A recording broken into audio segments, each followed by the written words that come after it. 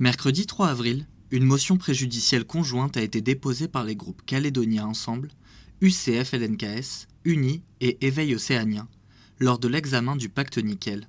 Conséquence, le renvoi du texte en commission plénière qui se tiendra demain après-midi au Congrès.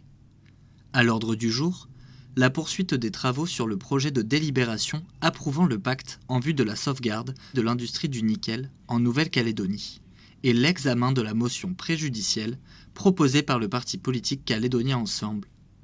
Philippe Michel, président du groupe Calédonie Ensemble au Congrès, détaille la volonté du parti. De mettre les Calédoniens à contribution à la place des industriels. Puis le deuxième objectif, c'est de construire un vrai pacte durable, solide, stratégique, parce que tous les éléments sont là.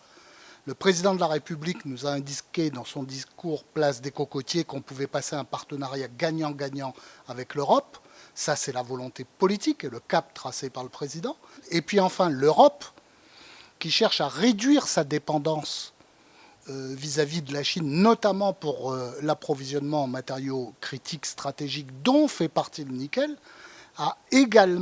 cherche également à signer des partenariats. Une autre proposition de vœu sera examinée, celle de la signature par le gouvernement du pacte nickel, co-rédigée par Virginie Ruffnac, présidente du groupe Rassemblement au Congrès.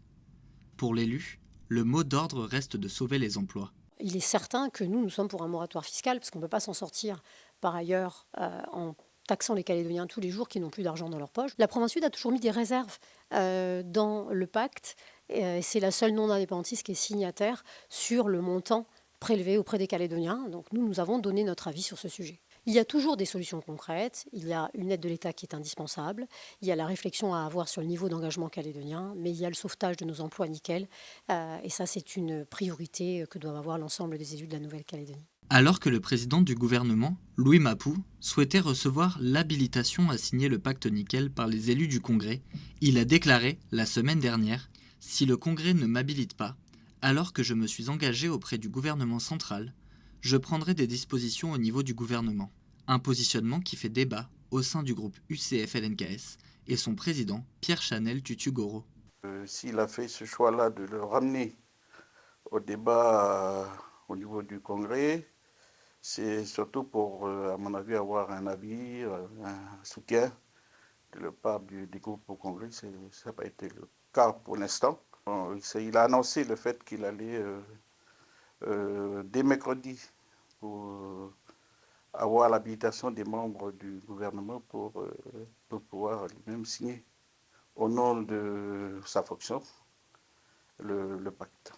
Toutefois, des doutes persistent.